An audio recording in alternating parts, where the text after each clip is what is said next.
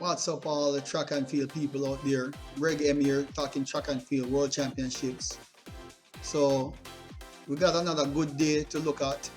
Yesterday, all kind of excitement, steeplechase, women 1500 meter run was exciting. You know, we have my homegirl Jamaica took second silver in the triple jump. The women's heats and men's in the 200 meter and so forth.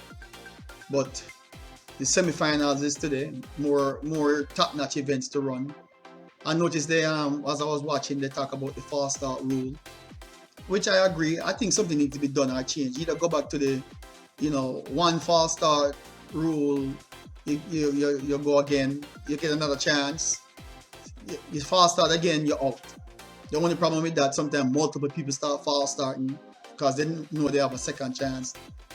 So it could create even more havoc. Some people use it as a psychological thing, to toy with other athletes to see if maybe they can mess up their mind and focus. Like back in the day when I was competing, they had the two false start rule. But I think if they don't want to go back to that, then let the starter have discretion along with the computer. If you can't see anyone move, if no one moved on the camera, right? But the computer algorithm is showing whatever it was, 0.91, or you react too fast. But when you look at the camera, the person is not even flinched. Then the starter should have discretion to say, I'm going to allow the person to run again. You know what I'm saying? And sometimes those blocks, sometimes different blocks might be set up. One might be too sensitive and you just happen to have that block. Or it could be the next race, next heat, the other block is sensitive. Nothing is 100% with technology, and that's what people have to realize. You can't just rule out the human factor. Sometimes you have to still include the human factor with the computer factor. Because computers can fail, or they can give you different readings that's not accurate. And you still need to balance that with the human eye, But anyway, they need to change that rule. Because too many top athletes, even if you weren't the top, but you have a chance to reach your finals, and you mess up somebody's chances to prove themselves and compete. You know what I'm saying? That they train hard for something over a computer saying you fast start, and then you say, well, I can't challenge that. I gotta go with the computer. How foolishness that. But anyway, let me go on. The 200 semifinals is gonna run today. I want to talk about that. So let me go to it here. All right. So the first semifinals, I'm going to go with Shericka Jackson. She had the best time and she looked good in the 100-meter final. She got second, run personal best. Them kind of speed, the 10.7 speed, always equate out to, some fast times in the 200. Then I say Kambundji's probably going to get second.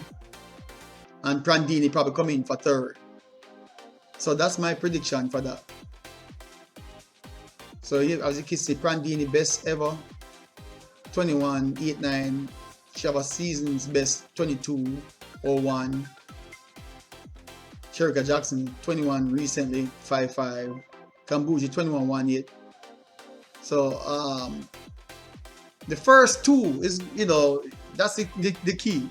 Get the qualifying spot automatically, but hopefully you don't have to work too hard. If you have to work kind of hard, hopefully you have good top level conditioning, so you don't have to worry about coming back and repeating that at least again for the finals and run even better at the same time, depending on how everyone else is running. If someone else is running faster, you're going to have to go look and improving.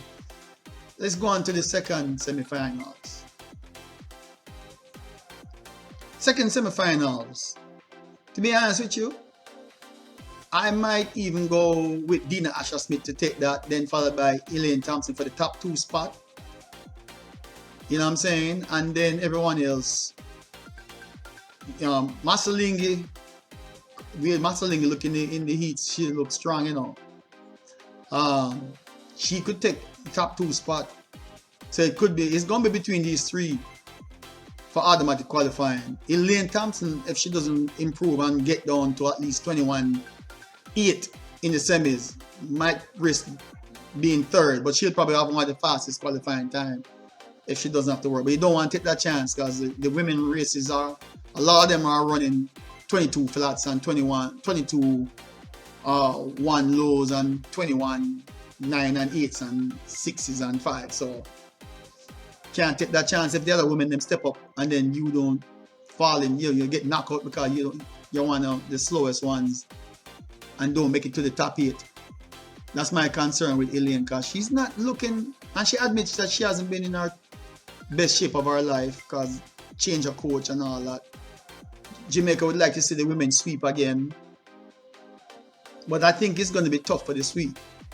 But I do think they have a chance to get at least the top 2 spot. But then, we have Abby Steiner, Kambunji, Dina Asher-Smith. You know they're hungry after the 100 meters. They're tired of the Jamaican women beating them.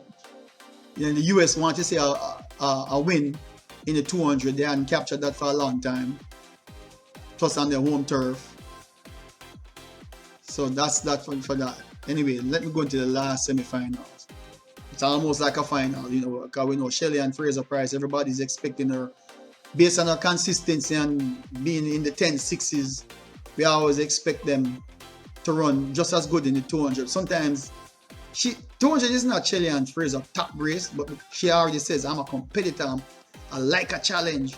And just that motivation alone, even with the experience, could put her in the medal runs and upset some people. Because she's knowing that she's not going to be the top for the 200, so that might make her even more competitive. But she don't got nothing to lose. You know what I'm saying?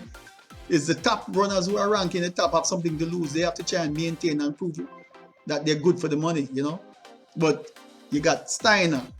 I think he's going to win that semis, followed by Ofili and Shelly-Ann Fraser-Pryce. So those are going to be the top 3. Top 2,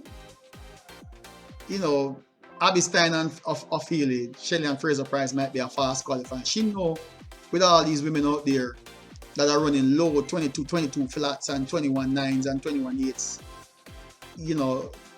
That's more than enough that could knock you out if you don't run at least 21 8 or 9 to qualify for the semis. I don't think you can get by with 22 1s and 2s and 3s. And can't do that, because these are the women who missed out on the 100 are going to be hungry, and the ones who are running the 200, that's their only event, they're going to be fresh. So they're going to have to run smart, run that curve, stay relaxed, and get into the momentum with the top end speed.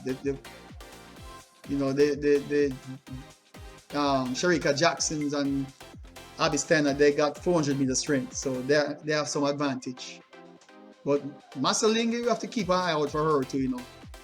The finals is going to be, again, I'm going with Shericka Jackson.